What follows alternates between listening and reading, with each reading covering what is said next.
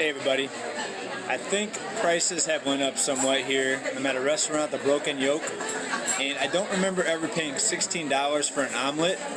Maybe it's just a bad memory, but I don't remember paying $16 for an omelet. Take a look and see what you get for $16.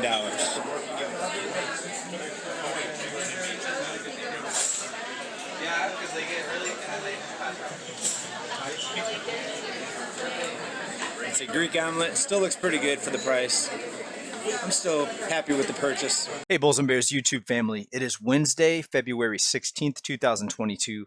Please let me know, is that an excessive price for an omelet? I don't eat out very much. I don't go to restaurants very much. When I do, it's usually the drive-through, and this was a rare occasion where we went in and sat down, again, which we don't do very often. But to me, going off memory, omelets were about $10 to $12. Now, there's just a few places I go to get a breakfast, sometimes IHOP, sometimes Denny's, but again, I don't go that often. Is $16 excessive? Please let me know down in the comments. To me, it seemed pretty excessive, or if not excessive, just a lot higher than what I remember from the last time I went out for breakfast. Now, also, I went out and I had to do some shopping, some gift buying for some family. And this is at the outlets in San Ysidro, which is the furthest south here in San Diego County before you get to the Mexican border. And look at the empty shelves. Now, I can't play the audio because there was a song playing in the background. So I think they'll get me if I play that. They'll get me for copyright or something. But take a look at this. All these empty shelves. I was actually talking in this video, but look at all this.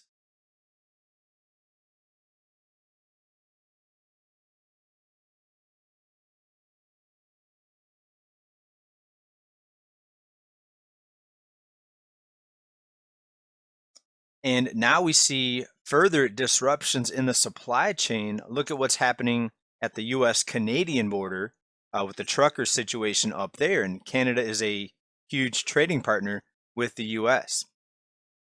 So that's going to be another inflationary force, something else to push prices higher. And the average US consumer, the average household here in the States, is going to get squeezed more and more with further rising prices. Now let's take a look at the markets today and what's happening in some commodities. Now today we had the S&P and the Russell 2000 slightly in the green. So markets were mixed. Dow Jones, NASDAQ slightly in the red. Oil, a bit of a drop, still holding slightly above $90. Now, if these were real markets, then we would see a lot more caution out there than what we're seeing now. We should see just a huge sell-off based on all the uncertainty out there and the fact that the Fed had to do an emergency meeting just last Monday, just a couple days ago. What was the emergency meeting about? Well, it turns out, and it's very interesting, that the Fed officials are split on their decision or lack of decision to raise interest rates and how aggressively they should raise interest rates. We have one of the Fed presidents out there from the St. Louis Fed, Bullard. He's out there saying that there needs to be a full percentage point increase in the Fed funds rate. But the problem is that's going to trigger a lot more pain in the markets and in the economy.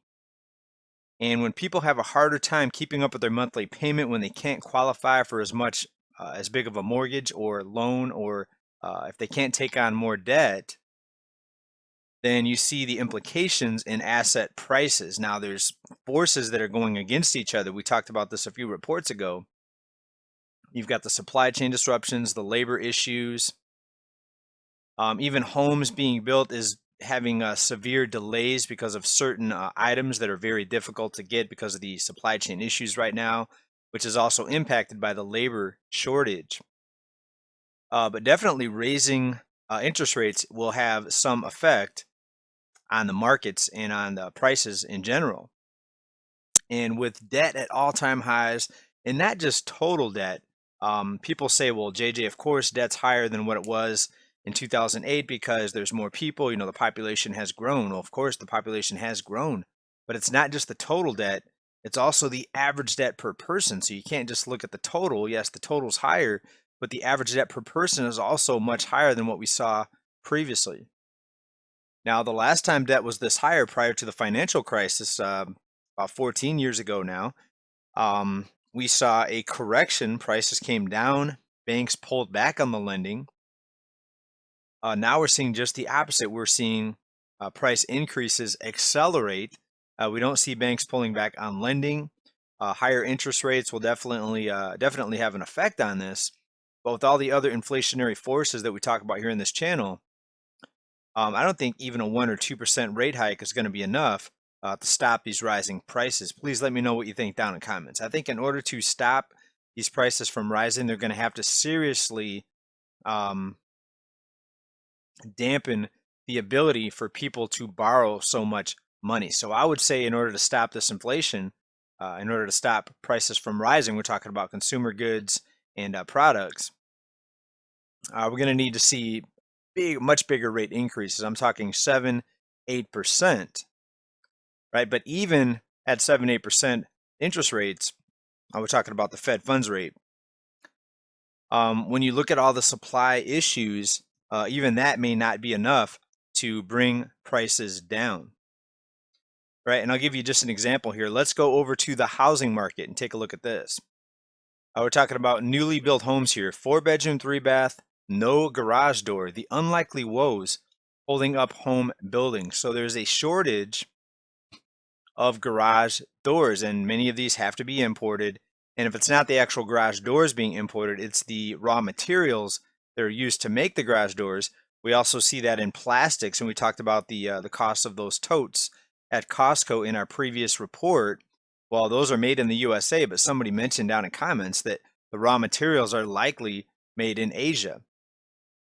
All right, so even if something says made in the USA, it doesn't mean that every component of that was made in the USA, even if it's assembled here in the USA. So now we have homes that are completed except for the garage door. And you look at this picture right here. This is out of DNYUZ, by the way, and you see the wood on the front of this door, or actually in place of where the garage door should be. And there was a gentleman named Rick Palacios, and he's the director of research at John Burns Real Estate Consulting. And he says, few people had a problem getting them before. Now everyone seems to have the problem. Prices have doubled or tripled in 1 year. Lead times have now stretched from weeks to months. Home builders would have once ordered garage doors several weeks before finishing a house, are now ordering them before the foundation is even being poured. And he continues, it used to take us 20 weeks to build a house. Now it takes us 20 weeks just to get a set of garage doors. So interesting times here, folks, to say the least. We've never been in this particular situation. We've seen bubble prices before. We've seen asset prices inflated. We've seen the stock market get inflated and stock market bubbles. But now with these levels of debt and all the different factors that are basically going against each other, it's very interesting and unique what we're seeing right now. And I don't think anyone knows exactly how it's going to play out. So continue to use caution, continue to prepare for any type of scenario, whether it's some sort of black swan events that brings everything down or freezes up the credit markets, or whether it's continual rising prices and inflationary forces. I urge everyone to try to stay balanced in this. Unless you have some inside information and you know exactly what's going to happen. If you do, please let us know down below. Until then, ride the bull, prepare for the bear.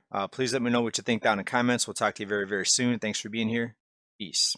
Oh, and what do you think about those $16 omelets? Good deal, or is that much higher than what you saw when you went out to eat maybe last year or maybe 2 years ago? Please let me know down in the comments. Peace, people.